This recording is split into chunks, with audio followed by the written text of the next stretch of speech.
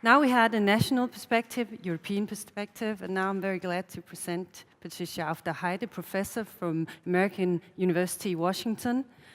You've promised to tell us about fair use and the concept of fair use in the States. Please. I don't think I have ever spoken underneath a hat that had tassels. I am very, very impressed. All right. I'm here speaking about fair use as somebody who has worked with the legal community and specifically with probably the leading expert on fair use, Peter Jaszi, at our Washington College of Law at American University for the last 10 years. And it has been illuminating for me. I hope to share some of those insights. I want to discuss the overview. I'm secretly German. Fair use in the United States, contrary to discussion that often happens in Europe about uncertainty, is in fact ubiquitous and uncontroversial. At its core, I want to discuss the way in which it enables new research practices because it is so flexible, and the way in which these professional best practices that we have developed over the last 10 years help people who are not as aware as some large corporate entities of the function of fair use to be able to lower their sense of risk and expand their access. And finally, to argue that flexible exceptions have an extraordinary value, particularly at a time of very rapid change. So we do actually have a boatload of specific exceptions, and I could spend my entire time giving you the list of those. They are for libraries, they're for classrooms, they're for public television, they're for cable access, but they all have the characteristic that you are familiar with here, which is that they age out and become inappropriate to new practices, or they discourage new practices.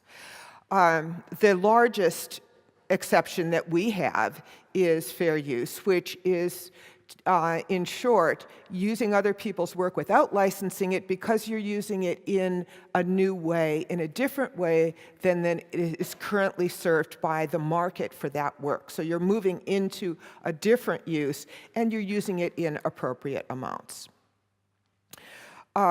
So fair use is available for a wide variety of purposes, some of them not yet imagined.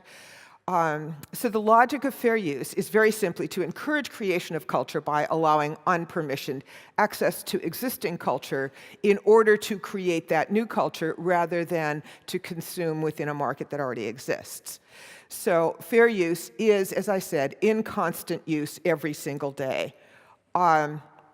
Across the US, uncontroversially used by millions of people. Students are using it to insert quotations of other people's work into their research projects. Journalists use it every day to build on previous articles and add to the news.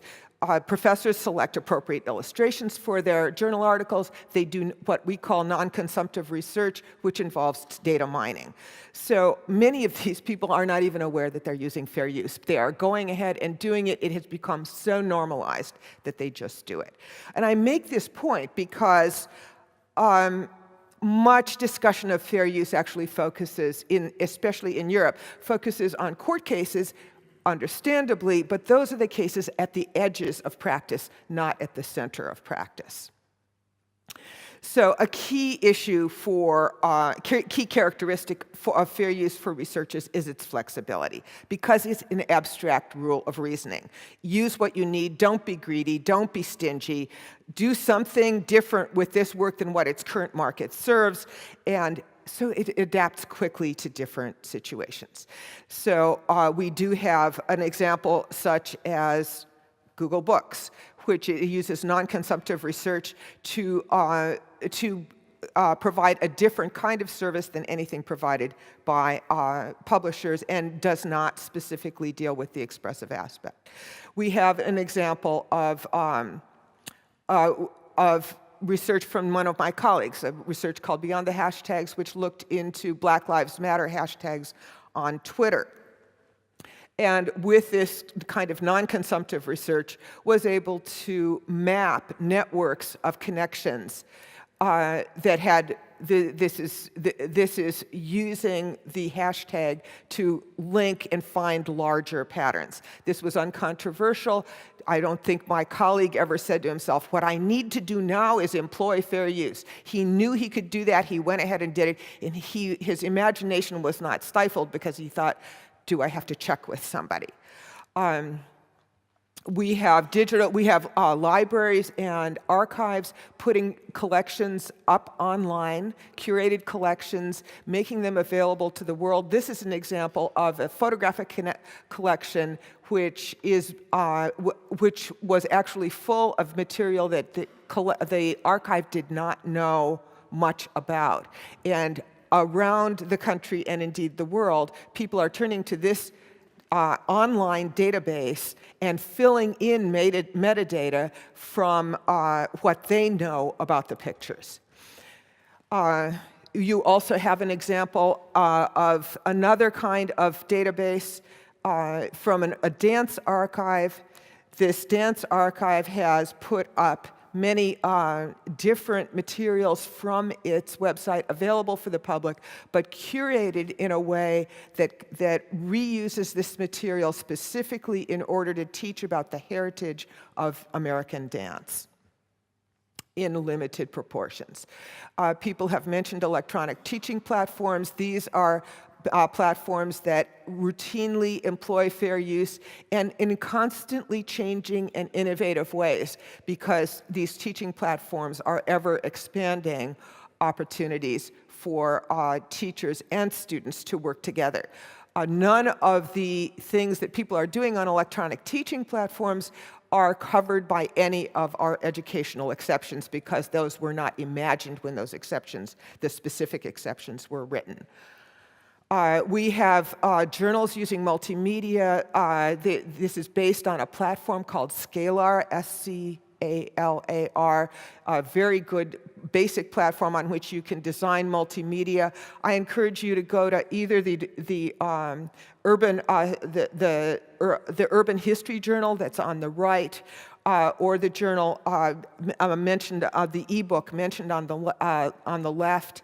This I'm not able to go online, given the time frame, to show you what people are doing here. But you can see that people are embedding audio, they're embedding video, they're embedding images, and they are examining those images and allowing you to experiment with those images as well. So new kinds of research presentations. And of course, as previous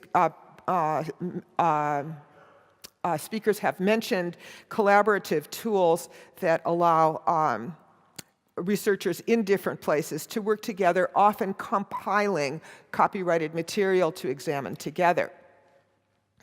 Again, something that people don't sit around and spend a lot of time thinking, can I do this? They know that they can do it, they go ahead and do it.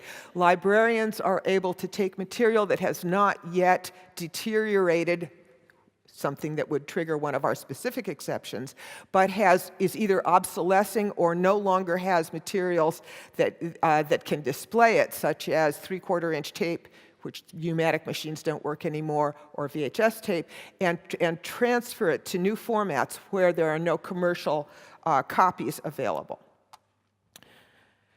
Sometimes, however, it happens that people are not aware of the extent of their fair use rights in the US, particularly if they are not well supported by corporate lawyers who are very well aware of these rights. And over the last 10 years, Peter Yassi and I have worked with these different communities to establish a consensus around how to interpret their fair use rights. This has actually worked extraordinarily well. These are some of the examples of what we've been able to do. And we've been able to see dramatic changes, including on the far left, you see documentary filmmakers. Documentary filmmakers, insurers actually changed their policies to become welcoming to fair use once they understood the actual risk level. Among other things, the Fair Use Code for Academic and Research Libraries has permitted librarians to be comfortable about knowing what they can put up on e-reserves for their course platforms, to do electronic exhibitions online, both passworded and open to the public, to develop digital collections, to do and encourage their patrons, their scholars, to do non-consumptive research, the TDM research, to offer collaborative research materials, and to encourage students to incorporate fairly used material into their dissertations. Communication scholars have been able to conduct experiments using copyrighted material, for instance, showing experimental subjects different kinds of election commercials or soap operas or other kinds of popular culture to understand people's reactions to those. So experimental research in communication has been advanced because people understand their fair use rights. They have been able more easily to do illustrated illustrations in their published works. They've been able to do non-consumptive analysis and critique, and they've been able to store with comfort their materials that they work on over years. Visual arts scholars and professionals have been able to expand their collections, and particularly art historians have been freed from depending on the private censorship of estates and collections to say what they want to say about their work.